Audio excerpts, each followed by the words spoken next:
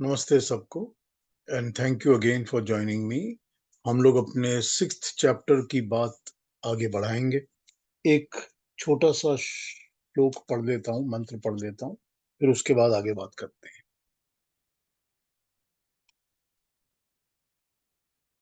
धन्यास्ते सुकृतिनः रसा सिद्धा कवीश्वरा नास्ति येषं यशः काये जरामर्जं भयम्। जो सुकृति है, कीर्ति के अधिकारी हैं, उन्हें ना वृद्धावस्था का भय है ना मृत्यु का। कीर्ति सुकर्मों से बढ़ती है। सुकृत का मार्गदर्शन और सुकृत की उपलब्धि में वृद्धि ब्रह्मणस्पति के आश्रय और आशीर्वाद से ही संभव होती है। जिसकी कीर्ति होती है वही तो जीवित होता है, अन्यथा तो जीवन में लोग खाते पीते हंसते रोते यही सब चीजों की मशीन है, उनका कोई जीवन तो है नहीं। जिनकी कीर्ति है वही धन्य है, उनके जीवन को लोग अपना आदर्श समझते हैं। ये कीर्ति के ऊपर यानी कि अच्छे नाम के ऊपर एक श्लोक है जो बताया गया है, और ये बताता है कि सुकृति जो होती है, अच्छी कीर्ति जो होती है, वो सुकृति से बढ़ती है। सुकृति क्या होता है? सुकृति मतलब अच्छे कर्म। जब सुकर्म किए जाएंगे, अच्छे कर्म किए जाएंगे, उनसे ही मनुष्य की कीर्ति होगी। कीर्ति सुनामी, अच्छा नाम, ठीक है, खुश नामी। तो जो खुश नाम, अच्छा नाम होगा इंसान का, प्रसिद्धि होगी, वो सुकृत से होगी, अच्छे कर्मों से होगी। और उसका आश्रय उपलब्धि और वृद्धि, उसको पाना और उसको बढ़ाना ब्रह्मणस्पति और आशीर्वाद से पॉसिबल है। ब्रह्मणस्पति क्या हुआ? ब्रह्मणस्पति ब्रह्मणस्य विचारों पर, मतलब ब्रह्मचर्य का पालन, ब्रह्म में भरोसा, ब्रह्म के ऊपर भरोसा, उसके हिसाब से अपने आचरण को करना, अपने लाइफ स्टाइल को जीना, इन चीजों से मनुष्य की कीर्ति बढ़ती है। वरना तो लोग जो है वो जीने के, खाने पीने और हंसने खेलने के ही मशीन होते हैं, उनके लाइफ में कुछ होता नहीं। तो ये श्लोक था सवेरे जो मैंने पढ़ा, मंत्र, तो उस पर सोचा थोड़ी बात कर लो। अब आज हमने पता नहीं 42 या 43 से शुरू करना है। खैर, अभी करते हैं, पर उसके पहले मैं एक बात 42 करना। से 42 से 42 जी जी। तो आज मैं उसके पहले एक बात करना चाहता हूं जो कि पिछले हफ्ते हुई थी और मुझे उस पर थोड़ा सा it has been disturbing me. तो बात यह है कि आत्मा और उसकी जो बात हुई थी, उस पर जो विचार प्रकट हुआ कि आत्मा के 4 भाग होते हैं और हमको एक के बाद एक मिलते हैं, ये बिल्कुल गलत कॉन्सेप्ट है। इस कॉन्सेप्ट को अपने दिमाग से बिल्कुल पूरी तरह से निकाल दीजिए। आत्मा एक आत्मा है बस।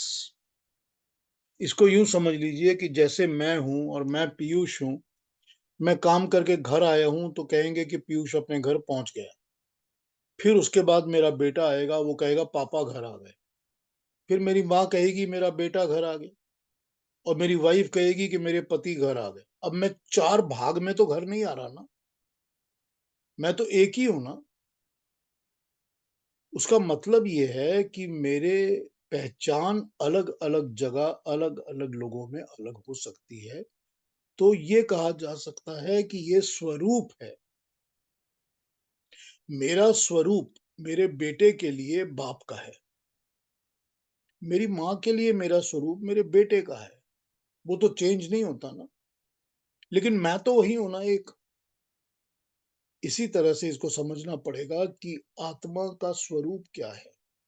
जब वो हमारी फिजिकल बॉडी में बैठी है तो वो स्थूल आत्मा है। जब वो आत्मा इधर उधर नेक्स्ट स्टेप ढूंढ रही है तो वो सूक्ष्म आत्मा का स्वरूप है। वो निकल के कहीं नहीं जा रही, चेंज भी नहीं हो रही, वही है, एक ही आत्मा है बस। उसका स्वरूप अलग है। जब वो शरीर में नहीं रहती तो वो कारण आत्मा कही जाती है, और जब वो कारण आत्मा से भी तर जाती है तब उसको हम कहते हैं तुरीय आत्मा हो गई, अब उसको जन्म नहीं लेना। तो ये इस तरह नहीं आप समझ सकते कि उसके 4 पार्ट हैं या 4 भाग हैं और एक-एक करके हमको मिलता है। That is a very, very wrong concept. तो स्वरूप को समझना पड़ेगा, उसी तरह जैसे मैंने एग्ज़ाम्पल यूज़ किया कि मैं तो एक ही हूँ ना। मेरा स्वरूप अलग हो सकता है, किसी के लिए कुछ मेरे बॉस के लिए मेरा स्वरूप उसके एम्प्लॉयी का है। वो तो मुझे बेटा भी नहीं समझेगा और हस्बैंड भी नहीं समझेगा और बाप भी नहीं समझेगा ना। वो तो उसी तरह करेगा कि तुमको जो काम करना है, मुझे तुमसे काम लेना है, तो स्वरूप तो उस तरह होता है। ये नहीं होता कि मेरे अलग-अलग पार्ट हो जाएँगे। तो इस चीज़ को ध्यान में रखिए जब हम आत्मा की बात करते हैं, क्योंकि पिछले हफ्ते हमने इस पे काफ़ी बात की थी। तो इसको कॉन्सेप्ट को क्लियर इसी तरह करना पड़ेगा, नहीं तो रॉन्ग नोशंस दिमाग में बैठ जाएँगे। अगर गलत चीज़ें दिमाग में बैठ जाएँगी, तो फिर वो गलत की तरफ लेके जाएँगी। युक्ता जी कहिए आप क्या कहेंगी? बहुत-बहुत धन्यवाद पीयूष जी। मैंने वो रिकॉर्डिंग सुनी थी लास्ट वीक वाली, तो मेरा भी आज यही प्रश्न था, पर अब आपने उसका जवाब दे दिया, क्योंकि मैं भी सही यही बात है पूछना पीयूष चाह जी, रही थी कि बहुत अच्छा जो आपने सूक्ष्म आत्मा है और वो है, तो निकलती तो एक साथ ही निकलेगी ना शरीर से आत्मा तो, नहीं, नहीं चाहे साथ वो नहीं ना नहीं, नहीं साथ कैसे मतलब एक ही निकलेगी? आत्मा है ना, एक ही एक ही है आत्मा ना, है। तो मैं तो हाँ, ऐसा तो ना कि मैं घर से बाहर जा रहा हूँ, तो मैं अपने साथ अपना बाप, अपना बेटा, अपने पति को लेके जा रहा हूँ, मैं तो मैं ही जा रहा हूँ। हाँ जी, तो एक तो ही मैं आत्मा है ना, साथ वो तो चाहे नहीं ना निकल रही, वो एक ही हो निकल रही या है बस। धन्यवाद, बस आज वो क्लियर हो गया जो मेरे मन में था प्रश्न।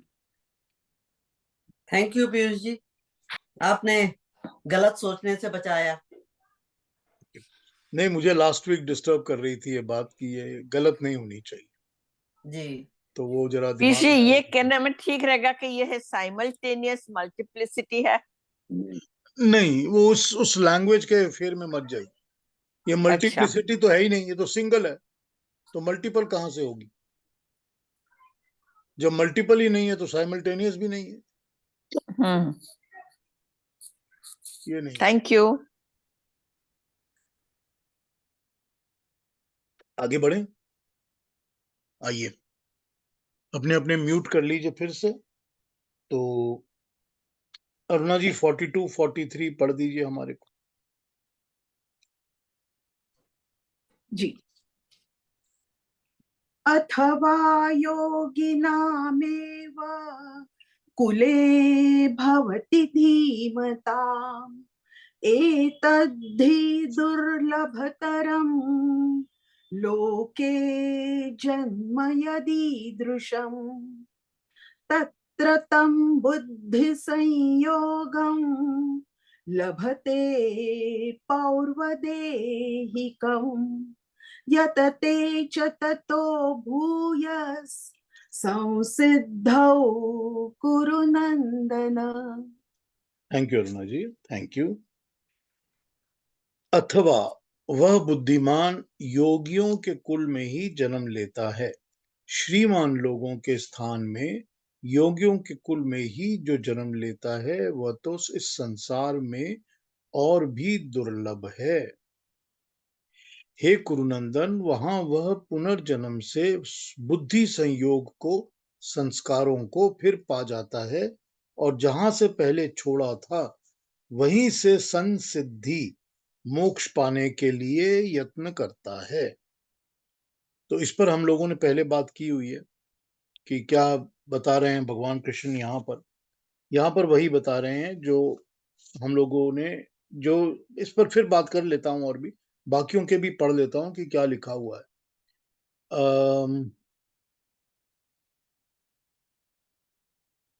कुले कुल अच्छा कुल भवती होता है धीमताम बुद्धिमान दुर्लभ तरम अधिक दुर्लभ ईदृशम ऐसा बुद्धि संयोग बुद्धि के संस्कारों को लभते प्राप्त करके पौर्व देहिकम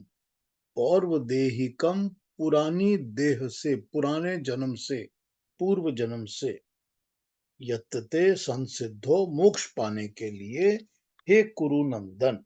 बाकियों की ट्रांसलेशंस पढ़ते हैं, फिर आता हूं इसके ऊपर फिर से 42 और 43।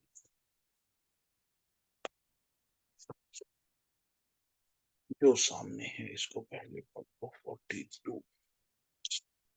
अथवा वह श्री संपन्न से भी बढ़कर धी संपन्न योगियों के कुल में पैदा होता है। ये जो इस प्रकार का जन्म अर्थात योगियों के कुल का जन्म है, यह तो और भी दुर्लभतर है। मतलब कि श्री संपन्न लोगों के घर की जगह योगियों के घर में जन्म लेना। श्री संपन्न पैसे वाले, जिनके पास अच्छा पैसा होता है, धन होता है, ऐसे लोगों के पास जन्म लेने से तो योगियों के कुल में जन्म लेना और भी ज्यादा मुश्किल है, और भी ज्यादा एडवांस्ड है। हे कुरुनंदन, इस नए दुर्लभतर जन्म को पाकर अपने पिछले देह के निर्मल बुद्धि संयोग को प्राप्त करता है, फिर और अधिक भाव से निष्काम योग प्राप्ति के लिए यत्न करने लगता है। गीता प्रेस देख लेते हैं, इंग्लिश वाला।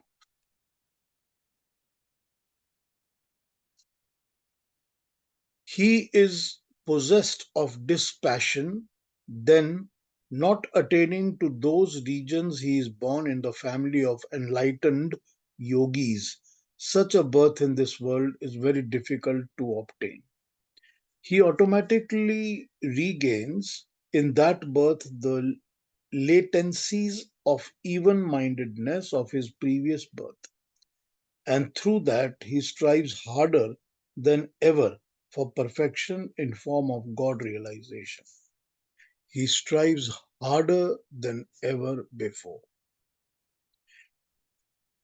बड़ा की है। इसका मतलब ये हुआ कि जो पहले कर रहा था, जितनी भी उसने पहले कर्म किए थे, ऐसी चेष्टा की थी कि मेरे को अच्छा जन्म मिले, मेरे को अच्छी मिले, उससे भी ज्यादा कोशिश करने में वो लग जाता है मोक्ष पाने के लिए। एक और पढ़ लेता हूं। वह ज्ञानवान व्यक्ति योगियों के कुल में जन्म लेता है। इस प्रकार जन्म लेना इस संसार में बहुत दुर्लभ है। वहां इस श्रेष्ठ परिवार में जन्म लेके उस पूर्व के शरीर में प्राप्त बुद्धि के संयोग से श्रेष्ठ बुद्धि इस जन्म में भी प्राप्त कर लेता है और उसके प्रभाव से पुनः सिद्धि के लिए यत्न करता रहता है। देखिए, बहुत क्लियरली, बहुत ज्यादा क्लियरली भगवान कृष्ण अपने जो प्रिंसिपल्स हमको बता रहे हैं इतनी देर से, हम इस सारे चैप्टर में उनके प्रिंसिपल्स पर ही बातें करते हैं, जो वो समझा रहे हैं।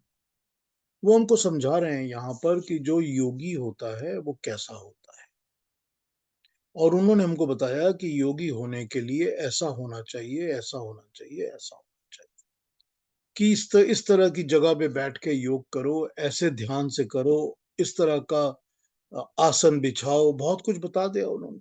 गर्दन, नाक, सर और गर्दन सीधी रखो, इस तरह की बातें बताने के बाद फिर वो बोलते हैं कि योगी के अंदर मनोभाव कैसा होना चाहिए, कि उसके अंदर साइकोलॉजी या उसकी थिंकिंग कैसी होनी चाहिए। इस पर भी वो बात कर लेते हैं। बात करने के बाद वो अर्जुन पूछता है अपना क्वेश्चन कि जो योग में लगे तो हुए हैं, कि योगी बनना चाहते हैं, कोशिश कर रहे हैं, लेकिन पूरी तरह कर नहीं पाते और बीच में छूट जाता है, तो उनका क्या होता है?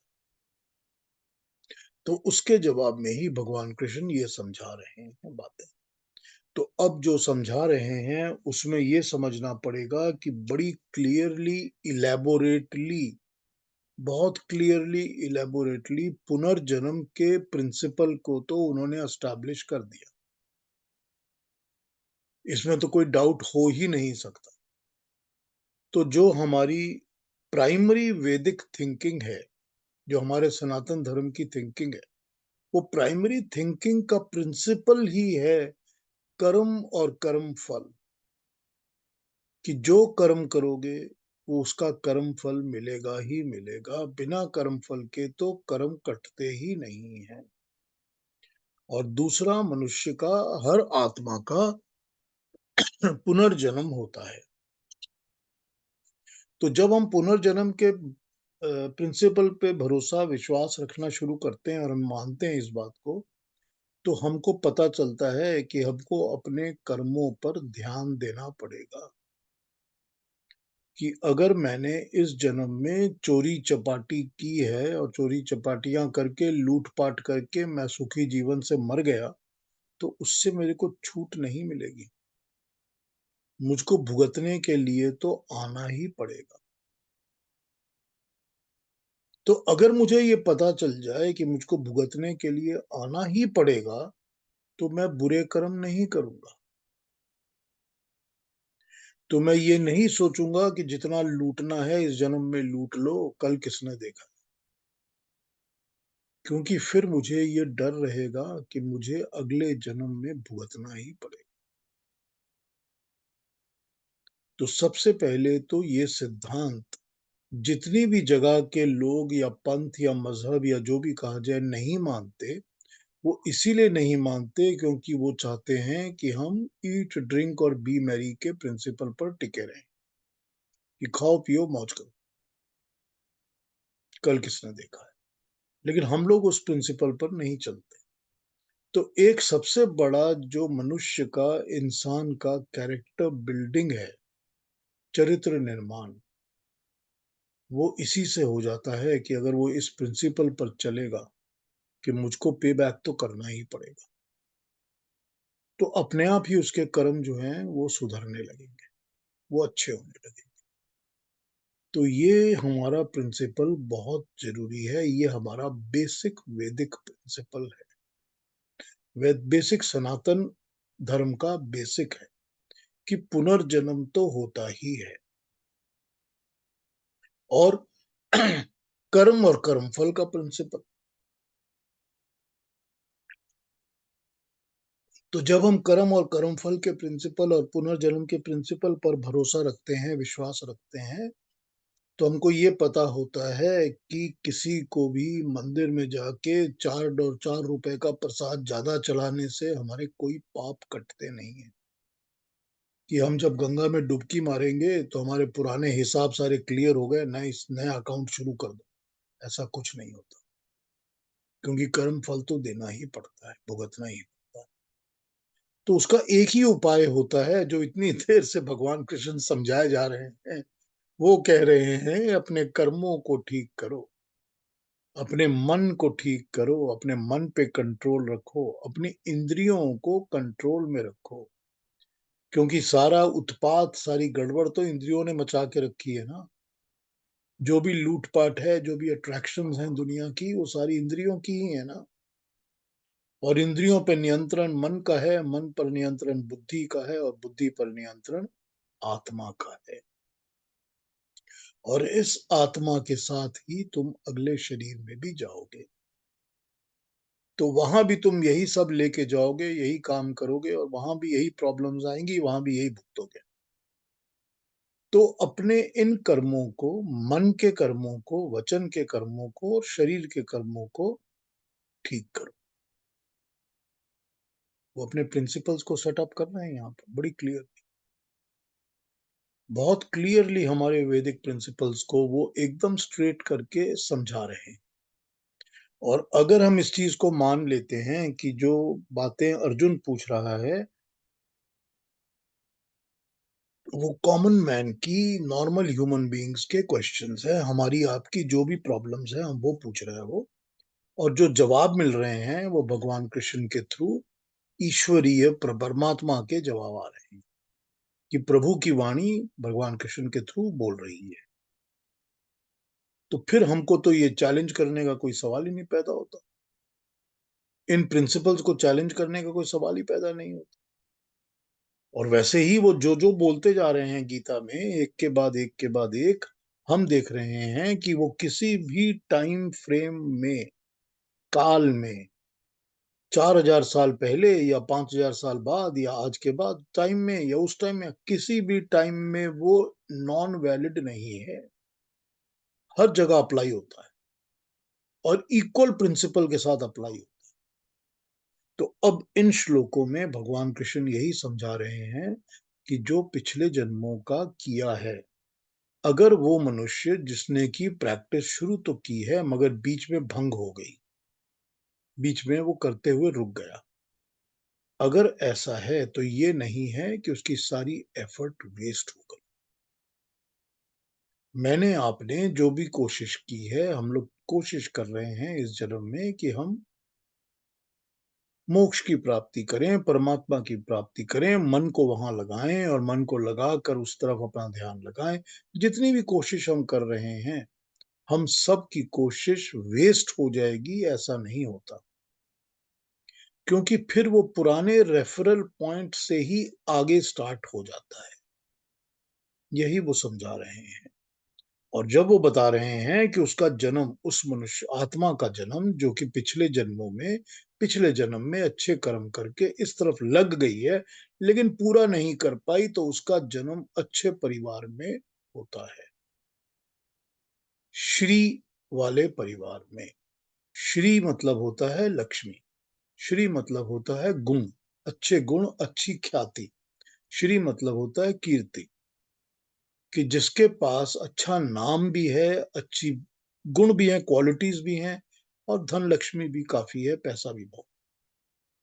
तो जो ऐसे परिवार होते हैं, उन परिवारों में जन्म होता है। और सबसे रेयर, उससे भी रेयर वो होते हैं जिनका जन्म योगियों के परिवार में होता है। अब अगर माँ बाप दोनों योगी हैं, तो कितनी ज्यादा बेनिफिट उस बच्चे को योगी होने में मिल जाते हैं, कि तेरे को बचपन से ही वो ग्राउंड मिल जाए। और अगर माँ बाप वो श्री वाला परिवार होगा, जिसके अंदर अच्छे क्वालिटीज भी होंगे, धन भी काफी होगा, वहां पर यही होगा कि फिर तुमको अपनी फैसिलिटीज मिलने की एक ग्राउंड तो मिल जाएगी। तो कुछ दिनों बाद, कुछ सालों बाद तुम फिर उस तरफ लग जाओगे दोबारा। तो वो यही कह रहे हैं कि ये चीज लूज नहीं करता इंसान, वहीं से पकड़ लेता है जहां पर पिछले जन्मों में उसने छोड़ा है, क्योंकि उसके संस्कार उसी तरह से दोबारा आकर उसको लीड करते हैं ले जाने के लिए, जैसे पाप के संस्कार लीड करते हैं। इस चीज को यूं समझ लीजिए कि कोई एक परिवार है, उस फैमिली में 3-4 बच्चे हैं, सब अच्छे अच्छे हैं, अच्छी पढ़ाई की है, सबने बहुत एजुकेशन प्राप्त की है, कैरेक्टरवान है सारे के सारे, बहुत अच्छी काम करते हैं, नौकरियां भी अच्छे कर रहे हैं, काम भी अच्छे कर रहे हैं। किसी एक लालच में एक जना सडनली एक दिन ऐसा एक्ट कर जाता है कि बस वो फंस जाता है। फंसने के बाद उसको जेल हो जाती है, नाम भी खराब हो जाता है। क्यों हो जाता है?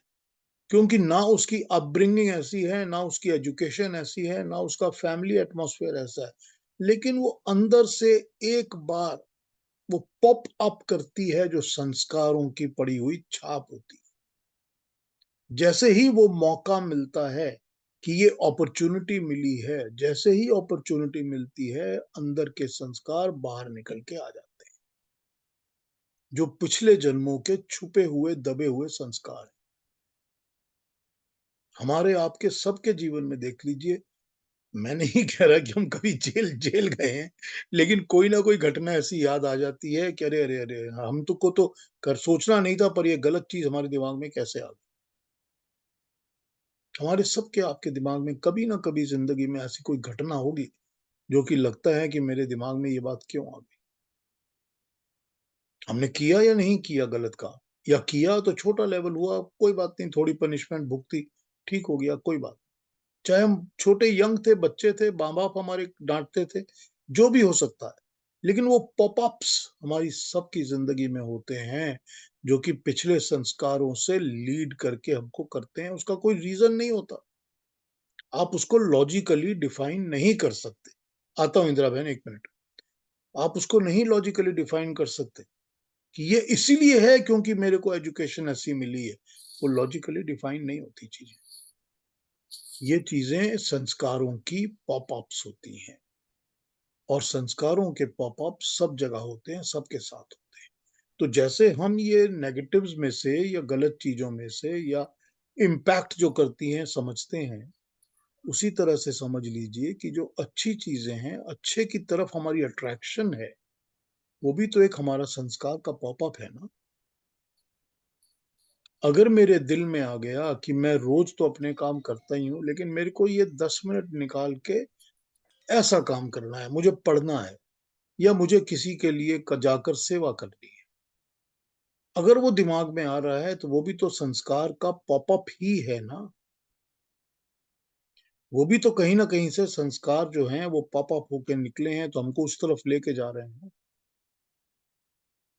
तो इसमें कोई नॉन प्रैक्टिकल बात भी नहीं है, ना समझने वाली बात भी कुछ नहीं है, क्योंकि ये हमारी सबकी जिंदगी में ऐसा होता है। तो यही तो भगवान कृष्ण बता रहे हैं कि जब तुमको ऐसी भूमि मिलेगी जहां तुम्हारा जन्म होगा, तो तुम्हारे अंदर ये संस्कार जो पुराने पड़े हुए हैं ये उसी तरह फिर निकल कर आएंगे। तो जहां पर तुमने पिछले जन्म में छोड़ा है वहीं से आगे बढ़ जाओ, क्योंकि फिर वही बात कि आत्मा के लिए तो ये 10 20 50 100 साल का कोई मतलब फर्क है ही नहीं। वो तो अनंत है, काल के बंधन में तो बंधी नहीं है। तो ठीक है, इस शरीर में यहां तक मिला, अगले शरीर में और मिल जाएगा, उसके अगले शरीर में और मिल जाएगा। आत्मा को क्या फर्क पड़ता।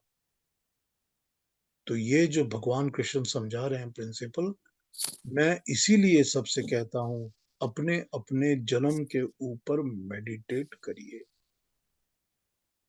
कि मुझको ऐसे माँ बाप क्यों मिले, कि मुझको ये श्री वाले माँ बाप क्यों मिले, या मुझको उतने अमीर नहीं मिले, थोड़े गरीब ही मिले, मगर क्यों ऐसे माँ बाप, या मुझको फिर वो योगी वाले माँ बाप क्यों मिले जो शुरू से ही इस काम में लगे हुए थे कि परमात्मा की तरफ, मोक्ष की तरफ जाना है हमने। या फिर दूसरी बात कि मुझको एकदम गलत माँ बाप मिले, लेकिन मैं कैसे संस्कारों से उसमें से छूट कर आ गया और आकर मैं अब इस तरफ बढ़ गया हूं, इस काम में लग गया। हर एक चीज है ना, ऑल दी पॉसिबिलिटीज। तो अपनी पॉसिबिलिटीज को स्टडी करिए, अप्लाई करिए जरा अपने ऊपर, फिर समझिए इस प्रिंसिपल को जो भगवान कृष्ण समझा रहे हैं। एकदम ओपनली सामने खुलकर आ जाती है बात कि जो बता रहे हैं कितनी सच बात बता रहे हैं। तो ये बात सोचना कि मैं तो इतनी उम्र हो गई है, इतना लेट हूं, अब शुरू कर रहा हूं, कोई बात नहीं, जब शुरू कर लिया बहुत अच्छा किया, क्योंकि ये आगे ही लेके जाएगा, इसमें कुछ हटेगा नहीं। ज्ञान कभी समाप्त नहीं होता, ज्ञान कभी नहीं हटता, क्योंकि ज्ञान की छाप आत्मा पे पड़ जाती है, अच्छे ज्ञान की भी, बुरे ज्ञान की, और वो साथ रहता ही रहता है। इसीलिए कहा जाता है अच्छे संस्कार डालो, बुरे मत डालो, क्योंकि वो साथ रहता ही रहता है, चिपक जाता है और साथ रहता है। तो अच्छा ज्ञान भी उसी तरह आगे भी चलेगा और अगले जन्मों में भी वो ज्ञान हमको मिल जाएगा उसी तरह, स्ट्रेट जैसे हमने छोड़ा जहां पर, वहीं पर हमको दोबारा मिल जाए। कितनी अच्छी गारंटी दे रहा है ना, कितनी अच्छी गारंटी। हमको कितना अच्छा आश्वासन मिलता है ना, भरोसा मिलता है इस बात को सुन के कि हम कुछ लूज नहीं करेंगे। हाँ इंदिरा बहन, पूछिए क्या पूछना है। पूछना नहीं, मैं आपको बता रही थी, आप जो कह रहे थे कि एक समय ऐसा आता है। तो मेरे हस्बैंड 5 भाई हैं, 4 भाई एकदम पढ़े लिखे हैं, बहुत अपना पोजीशन बनाए, पढ़े लिख के प्रोफेशनल बने। जो मिडिल वाले भाई हैं वो 25 साल के अंदर गैम्बलिंग, विमेनाइजिंग और उसमें चढ़ गए, ड्रिंकिंग, और सारी जिंदगी उन्होंने बर्बाद कर दी अपनी उसी में। और सबको पढ़ाई का लिए पढ़े लिखे भी थे, सब कुछ था। पुराने संस्कार। हाँ, अब जैसे ही समझ में आया। अब हाँ। जैसे ही 4 दोस्त इकट्ठे बैठे हैं और कह रहे हैं आओ यार थोड़ी सी 3 पत्ती खेलते हैं, हम्म। थोड़ी ताश खेलते हैं, तो आपके पास ये ऑप्शन होता है कि आप बोल सकते हो कि यार आई एम नॉट इंटरेस्टेड, और आपके पास हम्म। ये ऑप्शन होता है कि आपको लगे कि अरे वाह, मैं इसी के लिए वेट कर रहा था, लेट्स गेट इनटू इट। तो ये तो अंदर से जो संस्कार होते हैं बराबर है। निकल कर आते हैं, और वो पॉप अप करके अपॉर्चुनिटी पर एकदम निकल कर आ जाते हैं सामने, जैसे ही अपॉर्चुनिटी मिलती है। और हाँ। फिजिकल एक्शन तो बहुत बाद में होता है, मेंटली तो पहले ही शुरू हो जाता है बहुत कुछ। हाँ, दिमाग के अंदर तो उल्टी सीधी बातें घूमने ही लगती हैं हमेशा। सारे परिवार का इतिहास सब सामने आ गया ऐसे। एग्जैक्टली, यही बोल रहे हैं इसमें भगवान कृष्ण। आगे बढ़े या कोई और बात पूछनी है किसी को?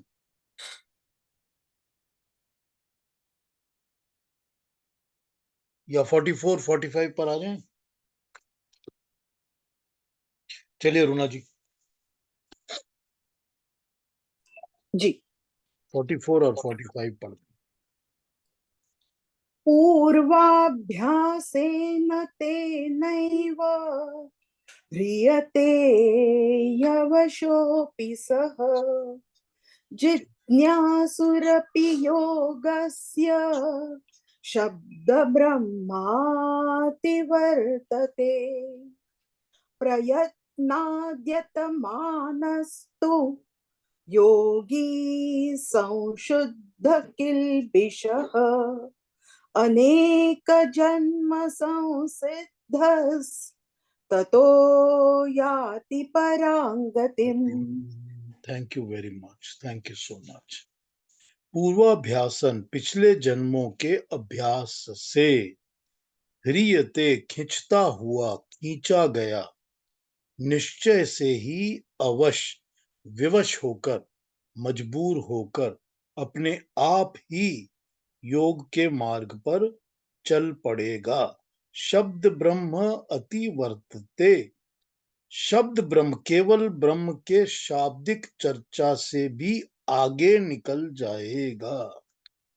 प्रयत्नयात प्रयत्न करते हुए, यतमाना परिश्रम करता हुआ योगी, संशुद्धि किल किल विषह पाप से शुद्ध होकर, पाप से शुद्ध होकर, अनेक जन्म संसिद्धे जन्म जन्मांतरों के अपने को पूर्ण बनाया है जिसने, वो परम गति को प्राप्त हो जाएगा। वो अपने पिछले जन्मों के अभ्यास के द्वारा विवश होकर योगी योग की ओर खींचता हुआ, क्योंकि योग का जिज्ञासु तक भी सकाम विधि विधान करने वाला शब्द ब्रह्म में सीमित नहीं रहकर, ब्रह्म की केवल शाब्दिक चर्चा में सीमित नहीं रहकर उससे आगे निकल जाएगा। वहां से आगे प्रयत्न से योग के लिए परिश्रम करता हुआ योगी पाप से छूटकर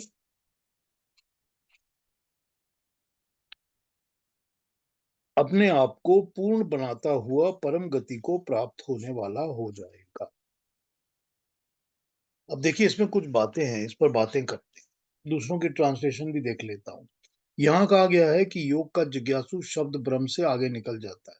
शब्द ब्रह्म का मतलब यहाँ दो प्रकार से है, एक तो शब्द ब्रह्म और एक पर ब्रह्म। शब्द ब्रह्म वो है जिसको कि मंत्रों में, विधि विधानों में, सिर्फ शब्दों में ही जिसकी चर्चा की गई है। पर ब्रह्म वो हुआ जो कि विधि विधान और यज्ञ से आगे, यानी शब्दों से भी आगे, जिसकी यहाँ पर शाब्दिक चर्चा नहीं है। तो गीता का यही कहना है कि योगी तो क्या, योग का जिज्ञासु तक भी जो पर ब्रह्म को पाने के लिए चल पड़ा है, वो पर ब्रह्म के सिर्फ शाब्दिक चर्चा में नहीं रहकर आगे भी निकल जाए। यतमान शब्द प्रयत्ने,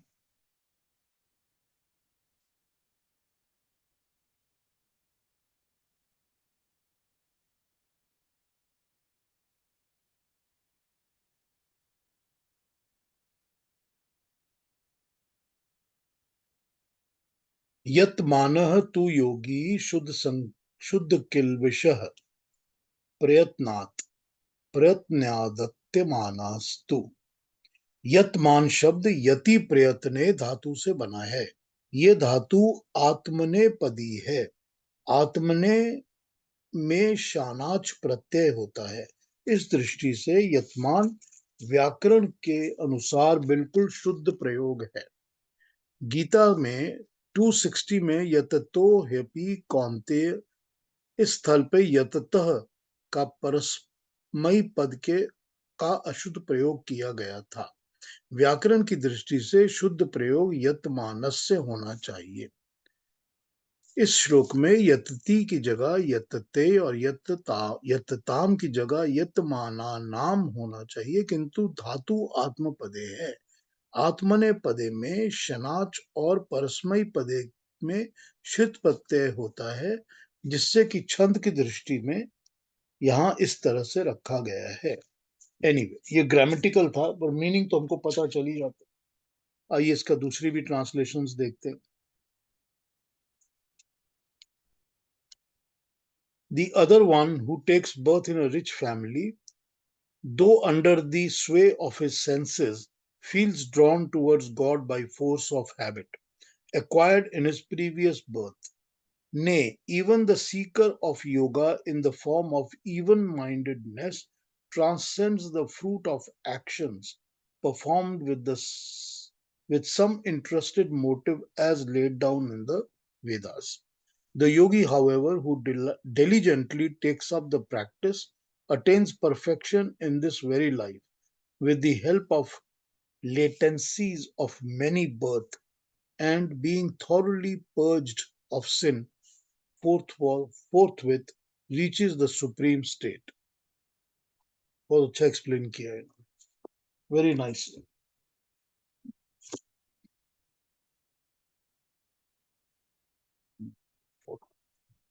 अपने उस पूर्व जन्म के अभ्यास से वह बेबस होकर योग की ओर घसीटा जाता है, और एक साधारण सा जिज्ञासु होकर जो योग का ग्रंथ पढ़ने बैठता है, तो शब्द ब्रह्म को लांघ कर पर ब्रह्म से जा मिलता है। यानी कि शास्त्र के गूढ़ अर्थ उसे अनायास पूर्वक समझ में आने लगते हैं और अपने प्यारे ब्रह्म का साक्षात्कार होने लगता है। फिर ये आवश्यक नहीं कि उस जन्म में भी उसे सिद्धि लाभ हो। फिर उससे भी उत्कृष्टतर जन्म मिला तो फिर और अधिक यत्न करे। इस प्रकार लगातार प्रयत्न पूर्वक श्रम करता हुआ अंत को पूर्णतया दोष रहित होकर अनेक जन्म जन्मांतरों के पश्चात सिद्ध लाभ करके परम गति को प्राप्त होता है। अनेक जन्म जन्मांतरों के पश्चात, बहुत सारे जन्मों के बाद। और देख लेते हैं एक, वह नए जन्म में विषयों के वश में फंसा हुआ भी उस पूर्व जन्म के अभ्यास से निस्संदेह परमात्मा की ओर ले जाया जाता है। योग का जिज्ञासु अर्थात शास्त्रीय ज्ञान को प्राप्त करने की इच्छा करने वाला ब्रह्म का साक्षात्कार करता है। निरंतर प्रयत्न करता हुआ, पापों से शुद्ध होता हुआ अनेक जन्मों में सिद्धि पाकर परम गति को प्राप्त कर पाता है। 644, इसमें शब्द ब्रह्म शब्द है, यानी कि शब्द ब्रह्म यूज किया गया है। इसका अर्थ कुछ लोग वेद करते हैं। हम समझते हैं कि शब्द का अर्थ वेद यहाँ पर नहीं है। ब्रह्म का अर्थ है महान, और शब्द ब्रह्म का अर्थ होगा महान वाङ्मय अर्थात संपूर्ण शास्त्र, ज्ञान विज्ञान के ग्रंथ। वेद इनसे अलग हैं। अतः ब्रह्म शब्द या शब्द ब्रह्म का अभिप्राय शिल्पी विद्या का ग्रंथ भी हो सकता है। यहाँ पर शब्द ब्रह्म व्यापक अर्थों में प्रत्युत किया गया है। यह ठीक है कि ब्रह्म का अर्थ वेद त्रयी विद्या भी किया जाता है, परंतु ब्रह्म का अर्थ बड़ा महान व्यापक इत्यादि भी है। और शब्द का अर्थ है कि वे ग्रंथ जो मनुष्य ने बोलकर कहे हैं अथवा जो विशेषज्ञ मनुष्यों के कहे हुए हैं। इस प्रकार शब्द का अर्थ विशेषज्ञों का कथन हो सकता है।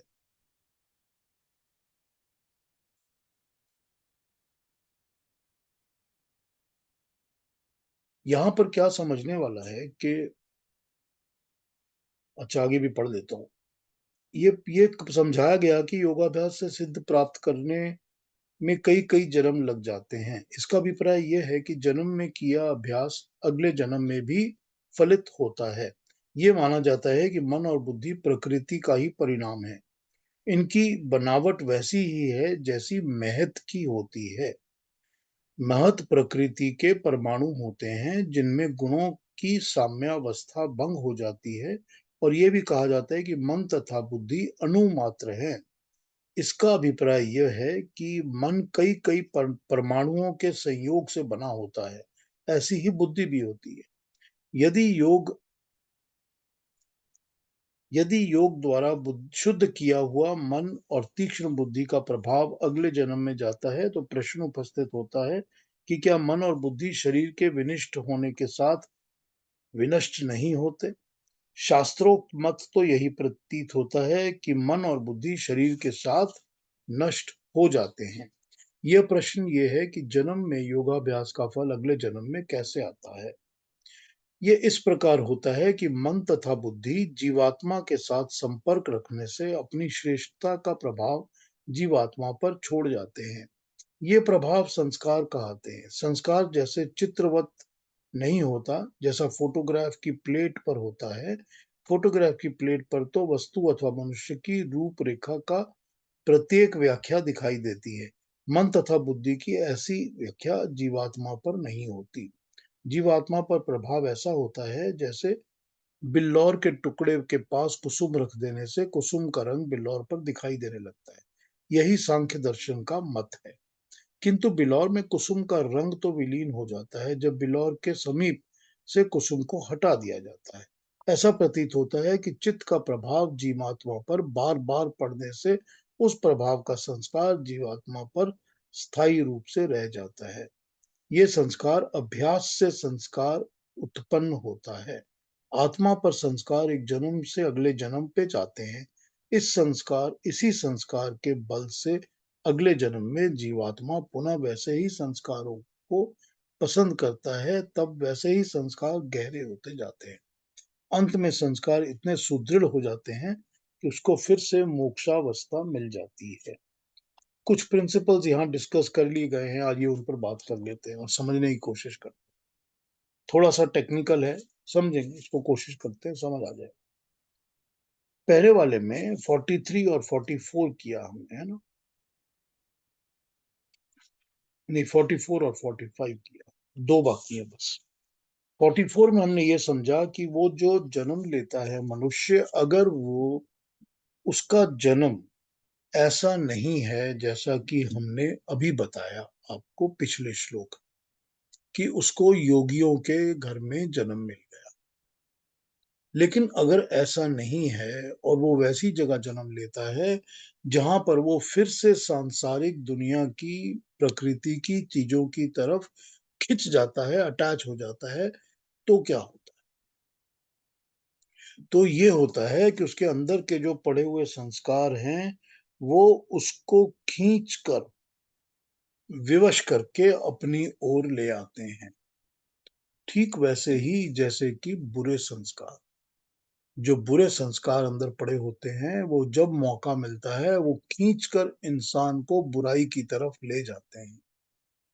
ठीक वैसे ही जैसे कि किसी के अंदर अगर अच्छे संस्कार पड़े होते हैं तो वो भी उसको उसी तरह से खींचकर अच्छाई की ओर ले जाते हैं। तो फिर उस मनुष्य को, क्योंकि उसके अंदर ये संस्कार पड़े हुए हैं, इवन दो उसको वो अगले जन्म में ऐसा एटमॉस्फेयर, ऐसे माँ बाप नहीं मिले, तो भी वो उसकी तरफ खिंचता हुआ, अपने संस्कारों के कारण उस ओर खिंचता हुआ, वो उस ज्ञान की तरफ, उस मोक्ष की तरफ बढ़ता चला जाए, वो आगे बढ़ जाएगा। तो पुराना डला हुआ जो संस्कार है, पहले के पीढ़ी हुई जो छाप है, वो कभी खत्म नहीं होगी, वो आगे भी चलेगी। तो इसीलिए अच्छे कर्मों का, अच्छे योगी बनने का जो प्रयत्न है, वो प्रयत्न करते रहना चाहिए, क्योंकि वो आगे भी लेके जाएगा और उसी तरह से लेके जाएगा जैसे कि उसको खींच के ले जाता है कोई भी पुराना संस्कार। और फिर इस तरह यत्न करता हुआ अनेक जन्मों में सिद्ध होकर वो मोक्ष को प्राप्त करने की तरफ चल जाएगा।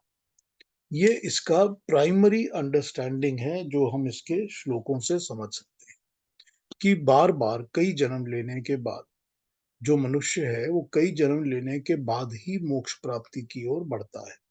तो वो कई जन्म लेगा और कई जन्म लेने के बाद वो उस तरफ बढ़ेगा जहां उसको मोक्ष की प्राप्ति हो। अब ये तो ठीक है कि किसी को आप कह सकते हो कि इसी जन्म में क्यों नहीं मिल रहा, अगले में क्यों मिल रहा है, हमको तो अभी चाहिए। वो अभी चाहिए तो ठीक है, मगर उसकी तरफ कर्म भी तो होने चाहिए ना। जब तक कर्म फलों का बैलेंस जीरो पे नहीं आएगा, तब तक तो मोक्ष प्राप्त होगा ही नहीं, कर्म फल तो भुगतने ही पड़ेंगे।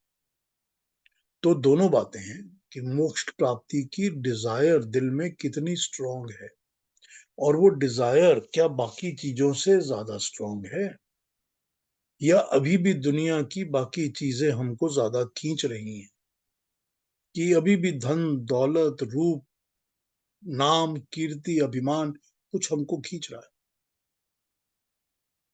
तो जब हमको पता चलता है कि दूसरी कोई चीज हमको नहीं खींच रही, सिर्फ यही खींच रहा है, तो हमारा रास्ता साफ है।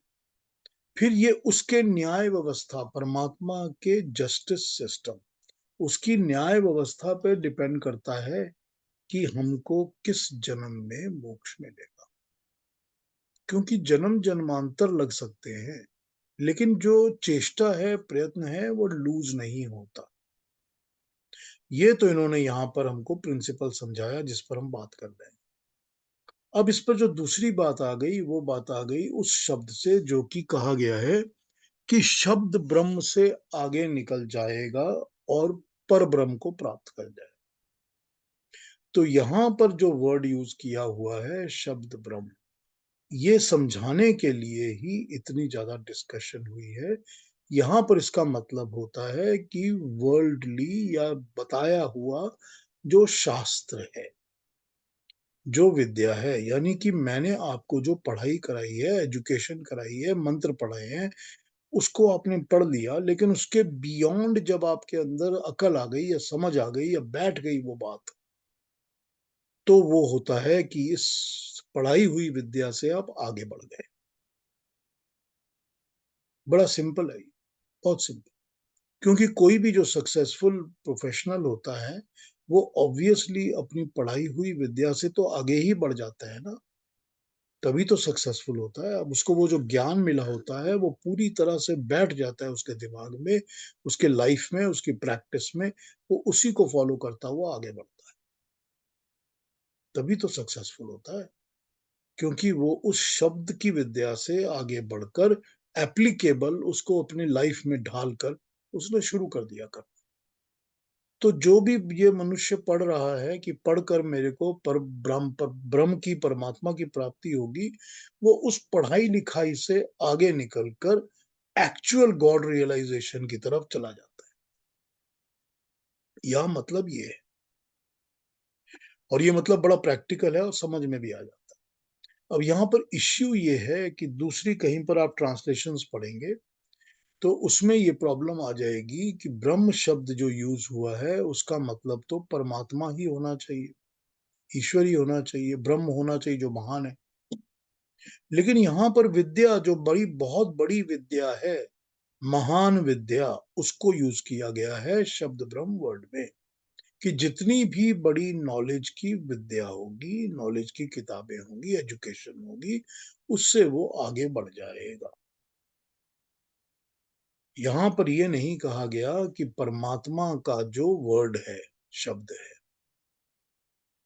अब शब्द जो होता है वो, अब जब हम कहते हैं कि हमको शब्द प्रमाण मानना चाहिए, प्रत्यक्ष प्रमाण मानना चाहिए, जो हमारे सामने दिखता है हमको वो मानना पड़ता है। इसी तरह से जो शास्त्रों में लिखा हुआ है, लोगों द्वारा बताया हुआ है, वो हमको एक्सेप्ट करना चाहिए, क्योंकि वो भी प्रमाण मान लेना चाहिए, प्रूफ मान लेना चाहिए। तो यहाँ पर कई बार शब्द के वर्ड से वेदों का मतलब भी उतारा जाता है, कि वेद भी तो परमात्मा की वाणी है, तो उसमें जो कहा गया है उसको चैलेंज नहीं कर सकते, वो मानना ही पड़ेगा। पर यहां पर जब हमने इस श्लोक में शब्द ब्रह्म यूज किया तो उसका मतलब वेद नहीं है, उसका सिर्फ मतलब है जो लिखे हुए, बोले हुए सारे के सारे महान बड़े बड़े ग्रंथ हैं, नॉलेज है, किताबें हैं। यहां ये मतलब है। अब इसके बाद जब इन श्लोकों में बात होती है और ये बता दिया गया कि वो शब्द के आगे निकलकर परमात्मा को, पर ब्रह्म को, यानी कि दुनिया से आगे जो ब्रह्म है उसको पा लेता है, परे, तो वो तो बोल दिया इन्होंने। लेकिन फिर उन्होंने चर्चा की है यहाँ पर कि अब हमको ये समझना चाहिए कि क्या मन और बुद्धि शरीर के साथ विनष्ट होते हैं, नष्ट होते हैं या नहीं। तो मन और बुद्धि को वो कैसे दोबारा से पा जाता है, क्योंकि जब तक उसके अंदर वो ज्ञान जो है, वो ज्ञान तो कहीं ना कहीं बुद्धि और मन में ही बैठा है ना। ज्ञान तो उसके मन और बुद्धि के अंदर ही बैठा हुआ है ना। जो ज्ञान का स्थान है, जिसको पाकर वो अगले जन्म में भी उसको कैरी फॉरवर्ड करेगा, वो ज्ञान तो उसके मन और बुद्धि में ही बैठा है ना। तो जब ज्ञान मन और बुद्धि में है और ये शरीर नष्ट होगा तो मन और बुद्धि भी नष्ट हो जाएंगे, तो अगले जन्म में जाएंगे कैसे। तो यहाँ पर सांख्य दर्शन का प्रिंसिपल यूज करते हुए वो समझाते हैं कि ज्ञान जो होता है वो मन और बुद्धि पर तो जाता है, पर उसका संस्कार आत्मा पर बैठा होता है, कि उसका संस्कार आत्मा पर बैठा हुआ है।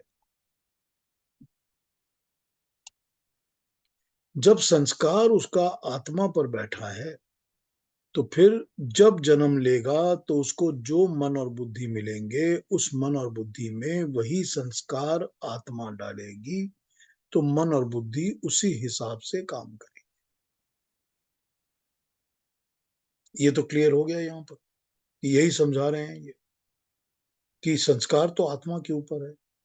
अब ये बता रहे हैं कि मन और बुद्धि तो प्राकृतिक परिणाम है, प्रकृति द्वारा पैदा की हुई चीजें हैं, born out of the mother nature. और प्रकृति के अंदर सबसे पहले जो चीज बनती है उसको हम महत कहते हैं। महत, महान, बड़ा। तो जो महत होता है वो सबसे पहले बनती है प्रकृति की क्रिएशन में, और महत में से ही मन निकल के आता है और उसके बाद बुद्धि बनती है। तो जो कॉस्मिक मन है, यानी कि सारी की सारी क्रिएशन, सारी की सारी सृष्टि का, उसमें से ही हम थोड़ा बोरो करते हैं और हमारा मन बनता है। जैसे कि भूमि से, अर्थ से हम सब चीजें बोरो करके अपना शरीर बनाते हैं। हमको सारी की सारी अर्थ तो चाहिए नहीं ना अपना शरीर बनाने के लिए। हम तो इतने से टुकड़े से ही शरीर अपना बना लेते हैं। थोड़ा बहुत खाते हैं, थोड़ी वेजिटेशंस खाते हैं, सब्जियां खाते हैं, पेड़ पौधों की चीजें खाते हैं, हमारा शरीर बनना शुरू हो जाता है।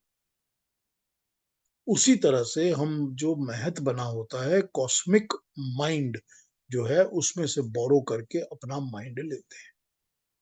कॉस्मिक इंटेलेक्ट से बोरो कर कर हम अपने इंटेलिजेंस को लेते हैं।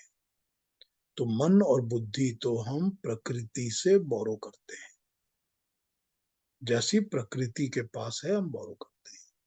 तो हमने जब अगला जन्म लिया तो अगले जन्म में तो हमने फिर से मन और बुद्धि को बोरो किया, लेकिन वो मन और बुद्धि चलेंगे आत्मा के अनुसार, जैसा आत्मा चलाना चाहेगी वैसा चलेंगे। तो अगर आत्मा पर ज्ञान का संस्कार पड़ा हुआ है तो मन और बुद्धि उसी तरह चलेंगे। अब वही बात हो गई ना जो अभी की थी, कि कैसे सडनली पॉप अप हो जाती है और पॉप अप होकर उस तरफ इंसान चलने लगता है। कैसे सडनली दिमाग में आ गया कि मैं गलत काम करूं, क्योंकि वो संस्कार है ना अंदर से जो निकल रहा है। तो जैसे ही वो संस्कार निकलता है, इमीडिएटली मन उसको अडेप्ट करके कहता है इसको करो, और बुद्धि उसको करने का तरीका ढूंढ लेती है। तो वैसे ही है ना, जैसा कि गलत चीज के लिए भी तो ऐसा ही होता है। तो यही चीज होती है ज्ञान के लिए भी और अच्छे कर्म, कि जो आत्मा के ऊपर छाप पड़ जाती है कि मुझको तो इस नॉलेज से भी आगे निकलकर ईश्वर की प्राप्ति करनी है, तो वो छाप भी इस जन्म में फलित रिजल्ट दे या ना दे, अगले जन्म में, अगले जन्मों में जरूर रिजल्ट देगी। तो यही प्रिंसिपल यहाँ पर इस तरीके से समझाया गया है। अब इसमें अगर किसी भी किस्म का कंफ्यूजन है तो आप पूछ लीजिए, मैं उसको इलेबोरेटली समझा दूं। मैंने थोड़ा पढ़ ज्यादा दिया था आज, क्योंकि उस प्रिंसिपल को मैं पढ़ के समझाना चाहता था कि वो क्या समझा रहे हैं, ताकि हम और आप जब आगे कभी कोई भी और ट्रांसलेशन गीता की पढ़ेंगे तो कम से कम हमारे दिमाग में ये बात नहीं आनी चाहिए कि हमने तो ये पढ़ा था कि शब्द ब्रह्म ये है और पर ब्रह्म ये है, लेकिन यहाँ पर कुछ और लिखा हुआ है। ये हो सकता है। और उसी तरह से मन और बुद्धि के बारे में भी यहाँ पर लिखा हुआ कुछ और है, हमने कुछ और पढ़ा। तो मैं इसीलिए इन प्रिंसिपल्स को, वर्ड्स को आपको एक्सप्लेन कर देता हूं, ताकि कुछ कहीं और ट्रांसलेशंस आप पढ़ें तो आप भटके ना, इस पाथ पर, ट्रू पाथ पर लगे रहें कि एक्चुअली गीता का मैसेज क्या है। ठीक है? हाँ जी, कुछ पूछेंगे, कहेंगे, दोबारा कुछ समझना हो तो पूछ लीजिए मेरे से।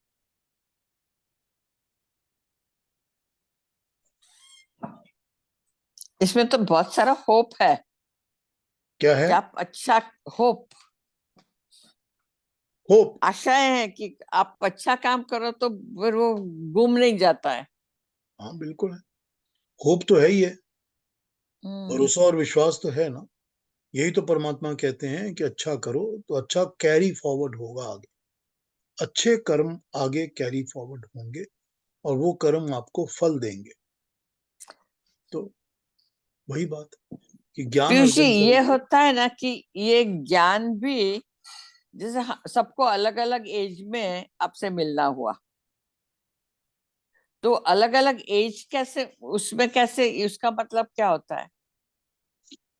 वही हुआ पिछले श्लोक में जो समझाया था कि डजंट मैटर कि हाँ। तुम्हारी जिंदगी अगर दुनियादारी में गुजर रही है, पर जब तुमको मौका मिलेगा तब तुम इसमें लग जाओगे। हम्म। तो वही हुआ कि दुनियादारी में तो जीवन निकल रहा है, मौका मिला ही नहीं आगे, या मौका पहचाना नहीं आगे। पहचाना नहीं आ गया। हाँ, हाँ। जो भी है, या मिला नहीं या पहचाना नहीं। तो अब मौका हम्म। मिल लिया, आपने पहचान लिया, अब आप इसमें लग गए तो बस ठीक है, लग गए, हम्म। इसमें ही आगे बढ़ोगे। ये भी तो बता दिया ना उन्होंने, बड़ा प्रैक्टिकल सीधा तरीका है ना समझा देने का। हम्म। हाँ जी, कोई और प्रश्न, कोई और क्वेश्चन, या कोई और रिकन्फर्मेशन चाहिए, बताइए, दोबारा समझाऊं? अरुणा जी कुछ कहेंगे? कौन सी उम्र में ये मिलता है ज्ञान? वो भी कर्मफल के ऊपर होता है? ये भी कर्मफल के ऊपर होता है, बिल्कुल कर्मफल के ऊपर होता है। कहते हैं ना, बिल्कुल। जब जागो तब सवेरा। जब आपकी आत्मा ने आपको झकझोर दिया तो हम पीयूष जी के सामने आके बैठ गए, वही बात हुई। हम्म। मेरे सामने बैठो या ना मेरे साथ तो बैठो। यही हुई है। एटलीस्ट मेरी आत्मा ने कहा नहीं, इनके पास जाना है, जाना है, जाना है। वो जरिया बनते गए, बनते गए, बनते गए। ठीक बात है, कोई ना कोई जरिया तो आत्मा ढूंढती कोई है। ना कोई जरिया बनता ही है। बस ठीक है, बस आपका रास्ता साफ होना चाहिए, मुझे ये चाहिए, बस। बस जरिया मिल जाए। हम्म। हाँ जी, कोई और क्वेश्चन, कोई कंसर्न्स, कोई और एक्सप्लेनेशंस दोबारा? अरुणा जी कुछ कहेंगी?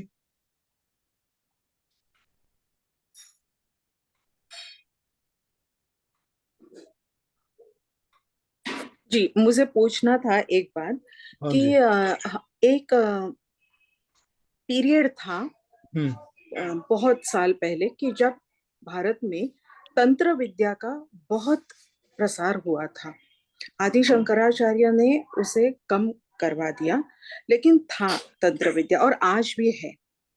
तो अगर भगवान श्री कृष्ण इतना सिंपल प्रिंसिपल बताते हैं कि जो कर्म करोगे उसका तो हिसाब होने वाला ही है, तो ये और ये वैदिक प्रिंसिपल है, इसके बावजूद ये तंत्र विद्या क्यों आ गई और इसका प्रसार इतना क्यों हो गया?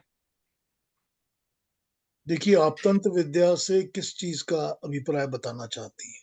क्योंकि तंत्र विद्या बहुत विशाल है, आप कौन से तंत्र विद्या की पर्टिकुलर बात करना चाहते एक पीरियड था जब हमारा हिंदू धर्म, सनातन धर्म, बहुत ये तंत्र और जो बलि देते हैं उसके पीछे लगा था।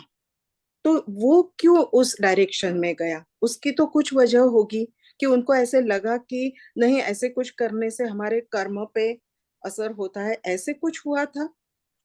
देखिए, तंत्र विद्या जो है वो हमेशा थी, हमेशा रही। तंत्र विद्या वो होती है कि जब आपने कोई भी पूजा पाठ करना हो, अगर आपने घंटी बजानी है तो वो तंत्र विद्या है। ओके। अगर आपने मंत्र पाठ करना है अपने मुंह से तो वो तंत्र विद्या नहीं है।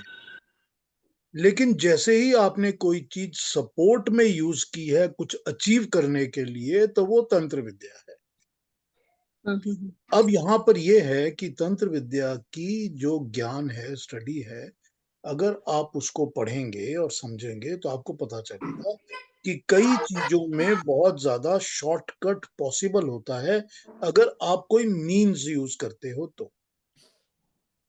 अब वही एग्जाम्पल कि मेरा मन नहीं लग रहा, कि मैं मंत्र का जाप तो कर रहा हूं, मेरा मन लग ही नहीं रहा, तो क्या करो, घंटी बजा दो।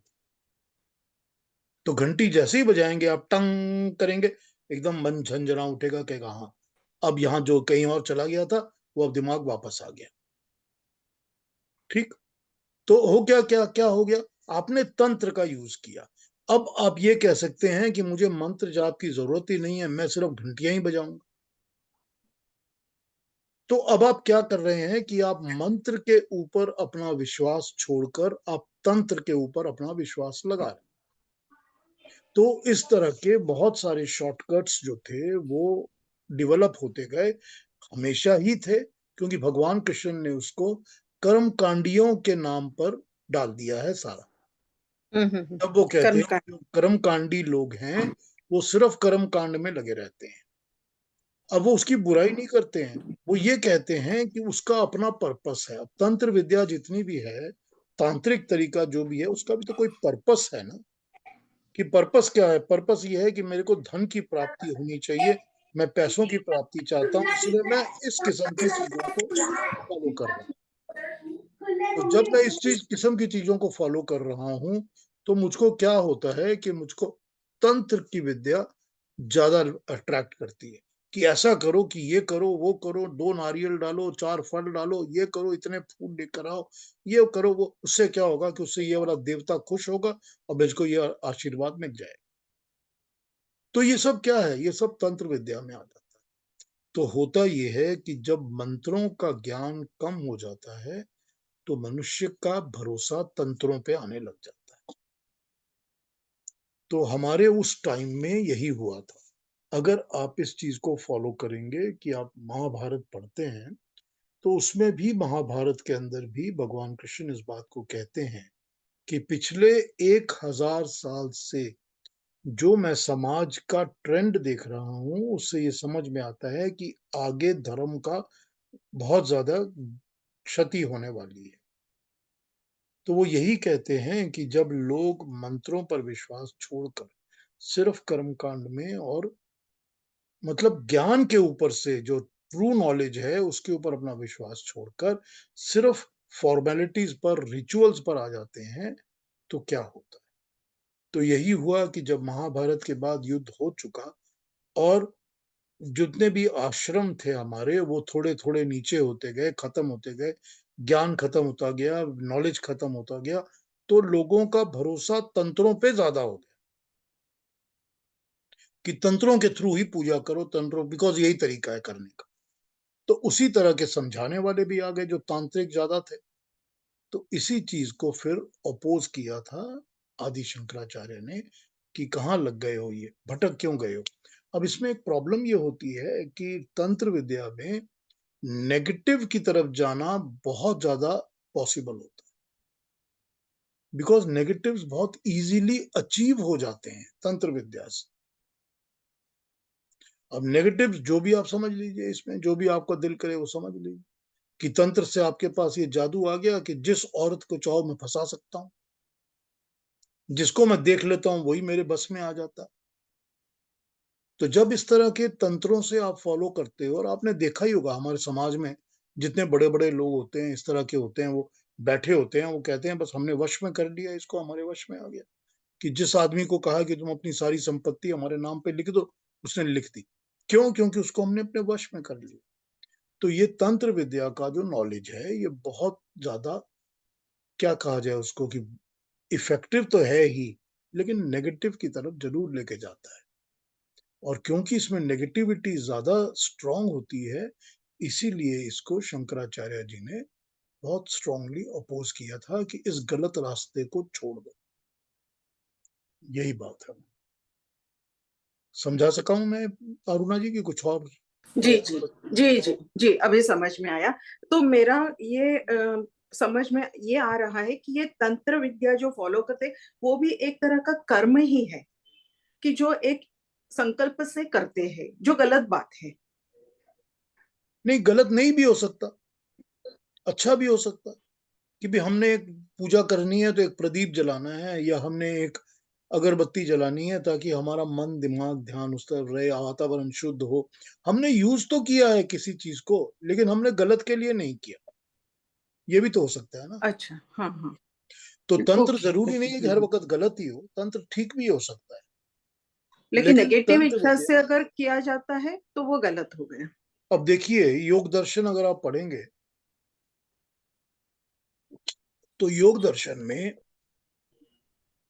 जो प्रिंसिपल्स लेआउट किए गए हैं उसको जब तांत्रिक तरीके से समझाते हैं लोग, तो उसका थोड़ा गलत और उल्टा मतलब ले लेते हैं। वो क्या कहेंगे आपको? वो कहेंगे हम आपकी कुंडलिनी जागरण करवाएंगे। अब यस आपने कई जगह कुंडलिनी जागरण सुना हुआ होगा। यस। कुंडलिनी जागरण है ही पूरा तांत्रिक, क्योंकि हाँ हाँ योग विद्या और योग दर्शन में कुंडलिनी जागरण कहीं नहीं है। योग विद्या में ये तो है कि आपकी सुषुम्ना नाड़ी के थ्रू जब एनर्जी राइज करेगी तो आपका सहस्त्रार जो है उसके थ्रू आप परमात्मा के ज्ञान को पाएंगे। ये तो है। लेकिन ये नहीं कहा गया कि आपका जो कुंडलिनी है जागरण वो इतना स्ट्रांग हो जाएगा कि आप ये काम वो काम कर सकेंगे। तो जितना भी ये योग दर्शन में कुंडलिनी जागरण के साइंसेस को पढ़ाते हैं, वो योग दर्शन को तंत्र में डाल के तांत्रिक बना देते हैं। तो यहाँ पर क्या है कि ये पॉसिबिलिटी अच्छी चीज तो है, लेकिन अच्छे के बाद इसमें नेगेटिविटी का बहुत ज्यादा पॉसिबिलिटी है, तो लोग इसके नेगेटिव की तरफ ही चले जाते हैं। हम्म। ठीक है ना। जी, यही बहुत बहुत कारण है, अच्छी। यही कारण है कि स्वामी आदि शंकराचार्य जी ने इसको मना किया। तांत्रिक को एक्सप्लॉइट करना आसान हो जाता है, कुछ लोग उसकी एग्जैक्टली, तरफ भटक जाते बिकॉज हैं। शक्ति शक्ति एक्सप्लॉइट होती है ना, पावर एक्सप्लॉइट होता है ना। हाँ, तो वो राइट। काफी हो जाता है। हाँ, रवि जी क्या थैंक यू कहेंगे? Very much. एक प्रश्न है। हाँ जी। हाँ जी। तो जैसा पढ़ा या सुना था, maybe I am wrong, कि ये जो तांत्रिक वो है, तांत्रिक विद्या ज्यादातर यूज की जाती थी जैसे मृत आत्माओं को बुलाने में या बात करने में। तो इसका उससे संबंध बताया जाता था कि ये तांत्रिक विद्या है जो कि तिब्बत, नेपाल, इधर यहाँ कुछ ज्यादा प्रचलित थी। तो ये क्या ठीक है कि हाँ, तो मृत आत्माओं को? ये वो नेगेटिव नेगेटिव ही ना, सारे काम नेगेटिव ही है ना, पॉजिटिव तो कुछ नहीं एक्सप्लॉइटेशन है है। ना उसमें। मैं तो ये मानता नहीं, देखिए मैं पर्सनली नहीं मानता कि आप किसी मृत आत्मा को बुला सकते हैं। जी। मैं नहीं मानता इस बात वो को, उस और आत्मा ने क्योंकि तो जन्म ले लिया कहीं और।